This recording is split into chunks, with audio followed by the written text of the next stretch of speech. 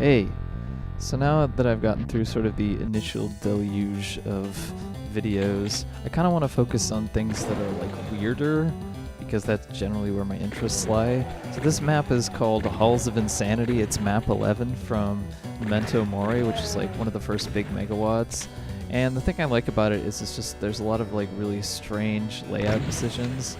I guess like you could say it's like kind of one of the beginnings of the lineage of strange or experimental Doom maps.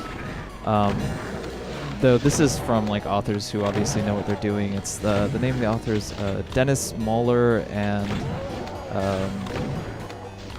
where is it? Sorry, I'm looking. And Eric Reuter.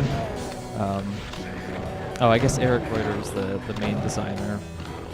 And then it was modified for co-op gameplay. So there's like that Memento Mori was originally supposed to focus on cooperative gameplay. Memento Mori 1 and 2. And yeah, it was like the big sort of compilation of authors who were kind of like, you know, the best or kind of doing the most interesting and most polished stuff with Doom at the time. So yeah, like, but this is like an example of something kind of weird where there's a lot of interesting interactions with things. Like the way that you sort of enter into situations is kind of odd. Like here it's just a dead end with lava, and you're supposed to enter into it from another way, but it's kind of oddly linear when you enter into it. And yeah, like when you enter, there's that kind of like, if you look immediately to the left, which I do like in the video, is there's just this kind of like view out to outside that's kind of very odd. So yeah, there's some strange things going on in this map.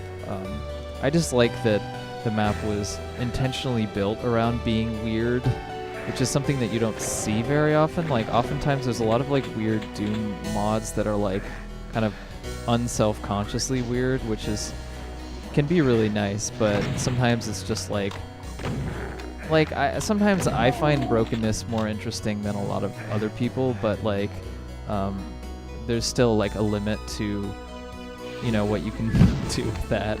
So it's kind of cool to see somebody from that like initial phase of Doom mapping try and make something that's weird. And yeah, apparently this map was made in 1994 originally. Memento Mori came out in 95.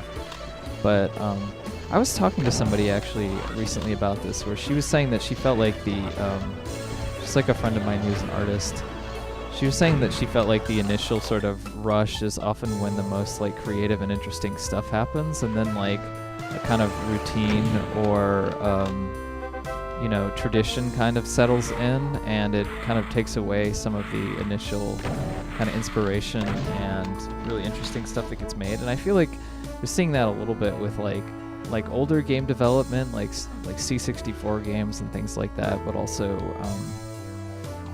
there's some like recent like indie games, like there's still some interesting free stuff being made, but like I kind of feel like maybe there'll be a point when games kind of become more, or you know, sort of the free indie stuff become more developed as a medium, and it'll kind of there are certain trends that develop around it, which I think is sort of happening now. But maybe if like there's a point where small games and things like that have wider cultural exposure, then yeah, like. But I don't know. There's still a lot of interesting Doom maps made. So this is the other side of that room, and you would think it would just end there, but it keeps going to this other side of the map, and you get the yellow key essentially to only get the yellow key again, which I don't know what the purpose of 2 yellow keys is. Maybe it's for co-op. I like to just pretend that they did it on purpose just to fuck with you, because I like to look at it that way. This room kind of makes me think of like it looks similar to the other room, like at the entrance. There's a similar sort of layout. But yeah, I was reading the Megawatt Club in this, and they were saying that they felt like the combat kind of slowed down after the first part of the map, which is pretty intense. There's a lot of dudes shooting at you from multiple angles. And oh yeah, this lift which just goes down like a tiny bit. It's some kind of very strange decisions. And here, yeah, the blue key out here, which I don't really know the purpose of. I think it's because, like I said, it's for co-op. But then, like, getting back to the beginning of the map where you actually need to open up something with the yellow key is, like, kind of confusing. The progression is kind of intentionally made awkward. What room does this? Oh yeah, this goes into the like the inside rooms at the entrance where you're interacting. You know, this is like right at the entrance. So it's always like a Doom design trope to sort of be able to look in and access like these closed off areas. It's kind of a dead end though. Like this whole area, if you're playing it on single player, you don't need to go through past when you get the yellow key at all, because you just pick up another blue key, which is why I think it was designed for co-op really. But I don't know, I've never played the original map, so I can't say like maybe they added the blue key there, I don't know. Or maybe it just was that way. I like to think that it was that way because it's called Halls of Insanity and like it fits within the theme of the map. But yeah, in future videos I really want to look at some kind of more weird experimental stuff. A lot of the like Russian Doom stuff like Sacrament and ALT, but also some other stuff. I definitely want to give some of that stuff a look because I feel like it's kind of critically underrated.